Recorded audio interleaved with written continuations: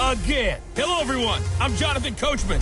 This is Madden NFL Football on EA Sports. Coming up, Ezekiel Elliott, fresh off 100 yards a week ago, as it'll be the Dallas Cowboys taking on the Philadelphia Eagles. I'll join you again at halftime to look at some of these stats and scores from earlier this afternoon. But for now, it's Sunday Night Football. And on the call, as always, Brandon Godden and Charles Davis. All right, Coach, it's the NFL on EA Sports as you take a look there at Lincoln Financial Field in Philadelphia, PA. The scene in South Philly a few moments ago. Boy, the city of brotherly love is fired up. They're saying fly, Eagles, fly, as they get ready to match up with Dak Prescott and the Dallas Cowboys. With Charles Davis, I'm Brandon Gaudin. And, Charles, you look at this Eagles team as they interplay here. They come in losers of 2 straight, so they're trying to right the ship here a little bit. They're teetering a little bit, aren't they? And now things could really go south if they lose this game, so they understand the importance of playing well and stopping this streak. Meanwhile, for the visitors here, the Cowboys, they have certainly got it rolling of late. Winners of 6 in a row. And it's simple. The more you win in the regular season, the more likely you play at home in the postseason, and that can take you deep into January.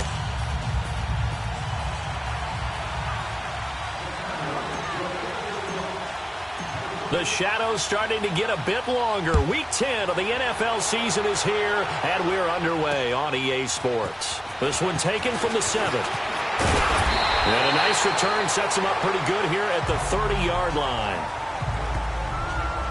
So now here comes the Eagles offense as they get ready to take over. They'll be led out by their 6'5 quarterback out of North Dakota State. It's Carson Wentz. And you've got to think that they've got to be feeling pretty fresh. You know, coming off of the open week, didn't have to play, right? Gives them a chance to rest up a little bit, heal some of those aches and pains, and excited about playing again. That really rekindles things a little bit. I want to see how they come out and establish themselves here early. And that bye week coming right where they want it in the middle of the schedule. So 1st and 10 now from the 30.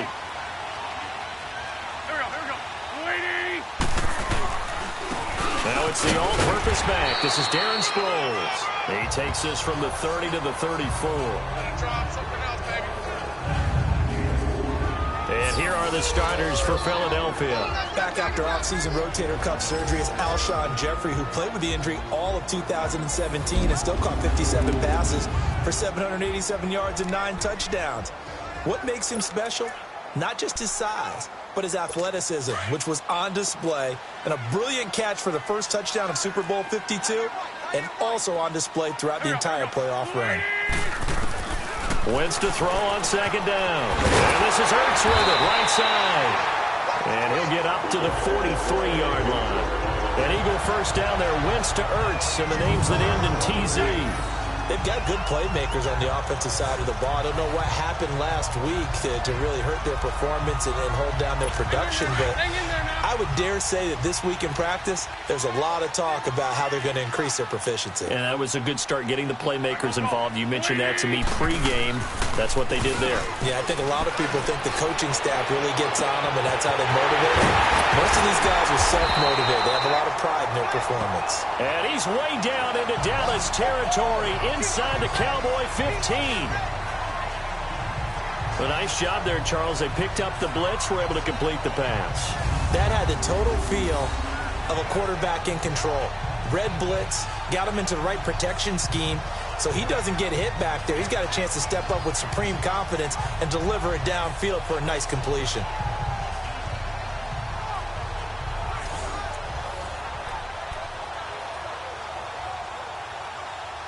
So how about this for field position after the big play? Inside the 15 now as they come up on 1st and 10. Wentz now on 1st down. Now the pressure gets there, and he goes down just inside the 20 at the 19. Sean Lee coming on the blitz. He gets him for a loss of 7.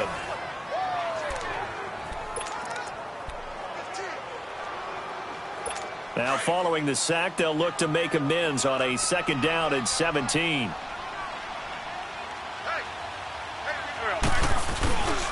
They'll run with a former Badger. It's Corey Clement. He'll get forward for 3 down to the 16-yard line.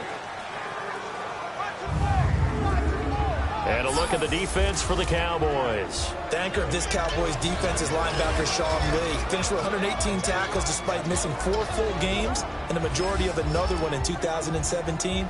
And you can absolutely see it's a different defense when he's on the field as opposed to when he's off of it. Agile, diagnoses plays well, and a fierce, fierce tackler.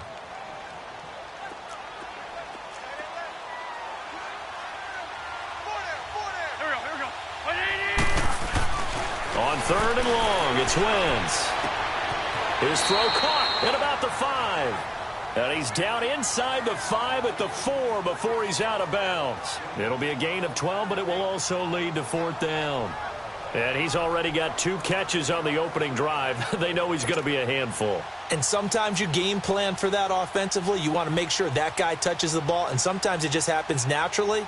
And then you change your game plan. When he has the... Oh, they flip it to the kicker. He looks like he's going to throw it. And this one will not work out. It is incomplete. They pass up the 3, fake it. It doesn't work. I know coaches always tell us that they make decisions about these types of plays, this type of a fake, earlier in the week to take the emotion out of the deal. I don't know that that was really true here. This one felt like all of a sudden, hey, I have a feeling about, let's go ahead and get it, and it just didn't work. Yeah, I know one thing. They wish they had it back. Yeah, they certainly do, but the buck stops with the head coach on that one. He has to green light that attempt. The offense for the Cowboys now working their way back onto the field.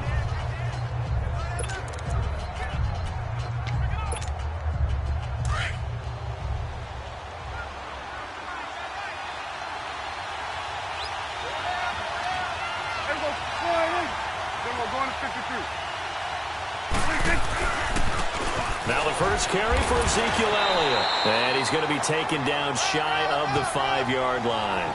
Tackled that time by Sidney Jones. That first down play, all you want to do is wedge out any type of space and try and create enough room that if you have to run the punter out there, he can successfully complete the punt. Yeah, didn't get a ton there, but at least some positive yardage.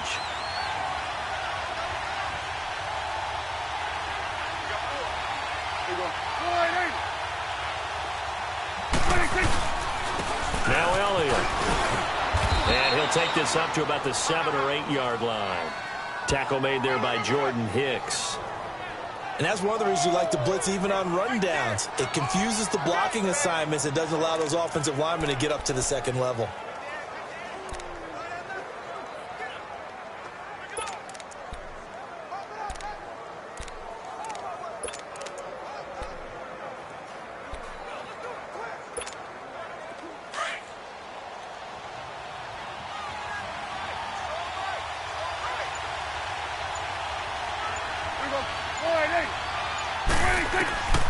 Prescott from the gun on 3rd. And he fires one that's intercepted.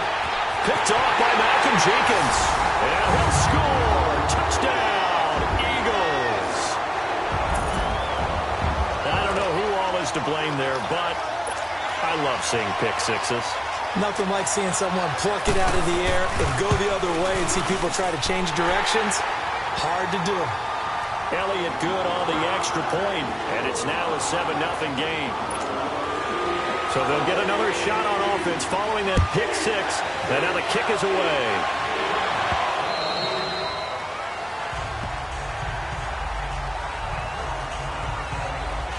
And now Dallas gets set to take the field.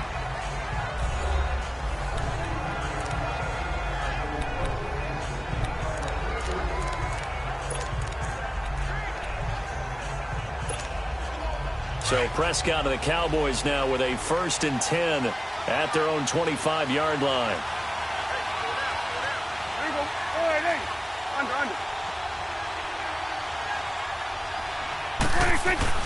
Back to it after the pick 6. Prescott and Beasley with it over the middle.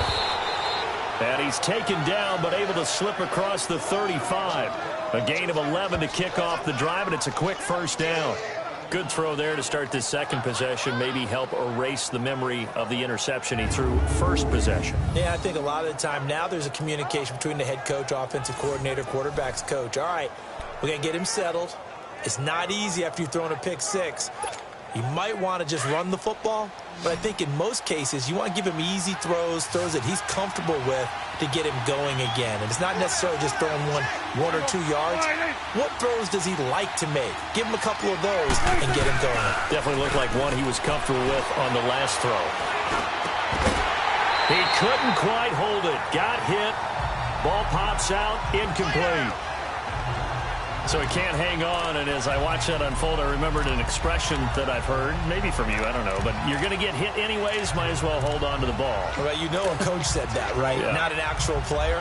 Not a chance at all. Way easier said than done. They'll try again from the 36 on 2nd and 10.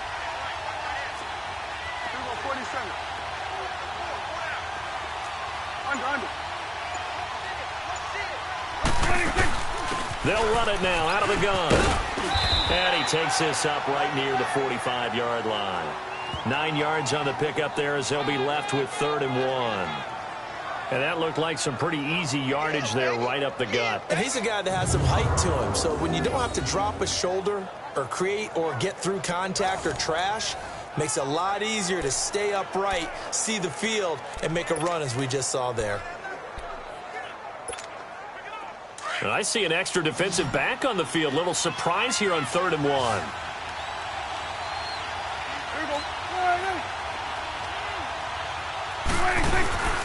They'll run it now out of the gun. And he's got the first down yardage as he brings this up to the 47. They only get 2 there, but on 3rd and 1, that's all they needed to keep the drive going. I like his focus there because he wasn't thinking about breaking that one big. All he thought about was, I need 1. Let's go get that. Ended up picking up 2.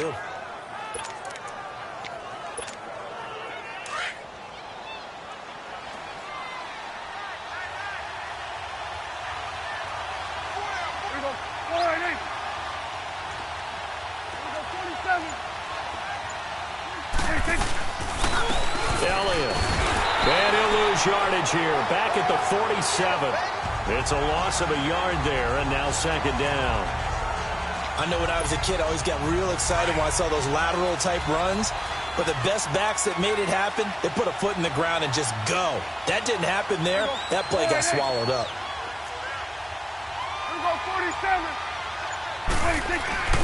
On 2nd down, Elliott.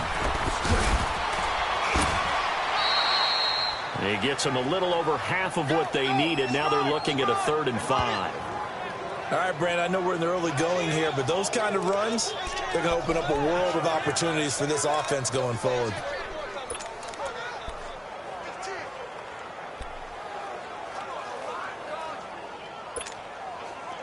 And the Eagles will go with an extra DB here as they prepare for a stop on 3rd. Thinking pass all the way.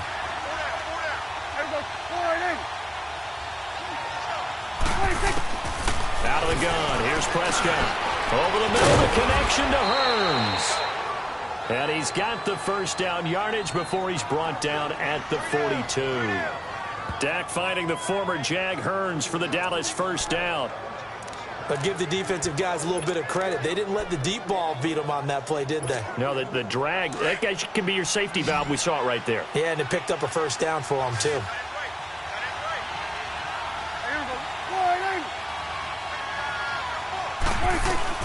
Prescott on first down.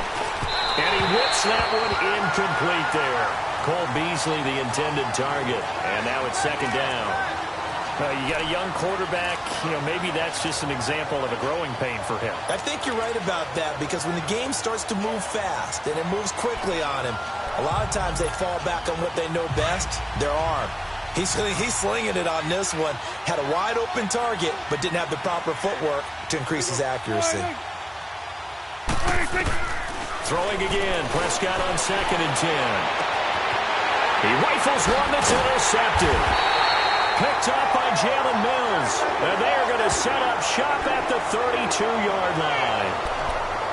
Well, it's a cold night. And whether you're a quarterback that wears a glove on his throwing hand or not, that ball is a rock, Brandon. You've got to really drive it through the cold and the wind, or it can take off on you. And that may have been what happened there. They'll begin the drive with Sproles. He takes this one across the 35 to the 36, a gain of about 4. Tough running there. That's a hard-earned 4 yards. Yeah, those are young son kind of runs. They don't fill up the stat sheet, but they do set you up in good position on second down.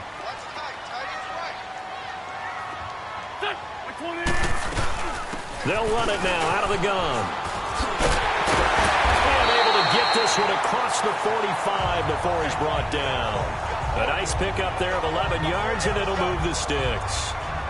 Tremendous blocking by the interior of the offensive line. They didn't just gash him there. They blasted a gaping hole for him to gallop through. I think if he comes back to the huddle, he better be giving them a whole lot of credit and thanking them for that much space to rumble.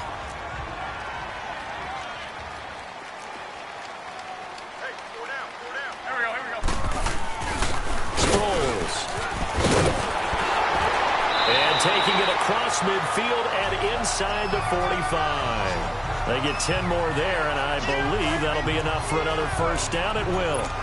Well, they came into this game saying it was important that they set the tone and show that they can run the football. And I believe that they've done that here in the first quarter. So from Cowboy territory now, here's 1st and 10 at the 43. Now they'll throw it. Wentz. It's brought in left side by Tate. And he's going to get this inside the 30. 15 more there, and they're on a roll. It's another first down. Well, coaches always talk about finding balance on offense. I don't think you get much more balance than this. Big-time run, big-time pass. A 1-2 combination. Looked pretty good. How about that? Let's see if they can continue to take that kind of a punch, though. And down he goes. They bring down Wentz on the sack. Sean Lee in there to get him for his 2nd sack of the night. And plays like that really hurt play calling. They had a really nice gain on the previous play, but gave about half the yardage back on the sack. Excellent pressure up front. Nowhere to go with the football. Down he goes.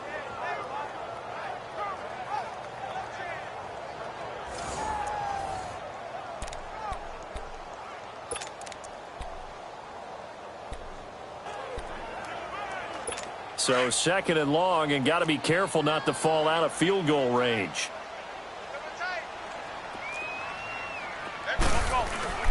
Now Wentz into heavy traffic, and it's intercepted. Picked off by the linebacker Jalen Smith. And they take possession of the football and have it at the 36-yard line. Really nice pick there for the reigning NFC Defensive Player of the Week. And a good story on that. He said he didn't even know he won the award. His buddy had to call him. He saw him on television and said, hey, congratulations. How about that? And I'll bet you his buddy said, well, since you didn't know, I'll just go ahead and claim the award, right? And everything that goes along with it. But the reason he won the award the previous week and what we just saw there, instincts, understanding where the play is going, and being able to make a play on the football. And let's gaze our attention on Ezekiel Elliott. Last week, a strong showing, up over 100, also 2 trips to the end zone. It's the kind of week that if you said, listen, I'll let you have this type of a game each and every week, you'd sign up for it. You wouldn't try and get too greedy, but let's face it, good runners always want to be a little bit more greedy at the end, try and squeeze out every last yard. He's going to try and duplicate that and exceed it in this game. And he'll be taken down, but not before he works it past the 50. Successful start to the drive, 17 yards, and moves the sticks. Right after the turnover, they come out throwing. And that means it's a sudden change situation. We used to practice it on defense. Sudden change, get out there, stop the offense. But you typically run out there a little bit unsettled. I think that's why he came right out throwing the football, hoping to catch him off balance. And he did. First down, Prescott. He's going to float this one deep right side. And that one falls incomplete. Looked like he might have had position there, but he couldn't hold on at 2nd down. Another dangerous throw there, partner. I mean, he's already thrown 2 interceptions here in the first half. I don't know if you want to keep throwing up 50-50 balls when you've had that kind of lack of success. Yeah, absolutely. Very well could have been a 3rd interception in half number 1.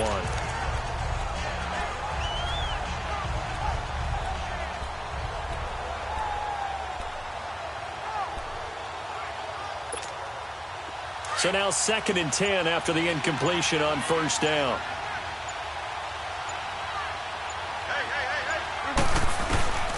From the shotgun, it's Prescott. And here's another interception, the 3rd of this first quarter. Picked up by the linebacker, Jordan Hicks. And he'll score! Touchdown, Eagles! And this defense defense looking like they have come to play. The pick six, and just like that, it's 13-0 early on. Well, go back with me to our training camp visit. What do we hear during these drills? Pass. Ball's in the air. And then my favorite. Oski, that's the interception. That means everybody finds someone to block them legally, stay on your feet, and they get it done. Touchdown. And they will not get a chance to return this one as it's through the end zone for a touchback.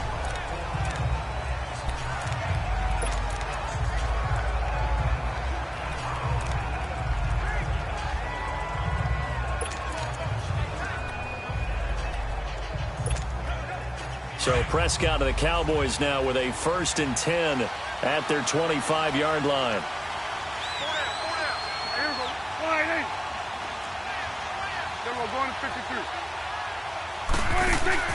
After the pick six, they go right back to the air. And for the 4th time